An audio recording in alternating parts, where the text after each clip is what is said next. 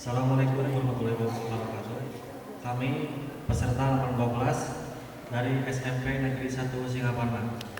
Tarian ini berjudul Tari Gotong Royong yang menceritakan tentang kebudayaan, adat istiadat, dan kebiasaan masyarakat di Indonesia bahwa yang namanya budaya gotong royong di setiap Nusantara pasti ada.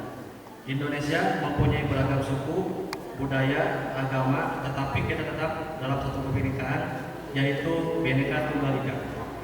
Walaupun berbeda-beda, tapi rasa saling menghormati, tolong-menolong, serta gotong royong yang selalu terjaga kalau dalam bahasa Sundanya disebut dengan istilah silih asa, silih asih, dan silih asuh.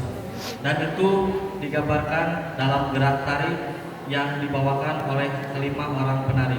Selamat menyaksikan.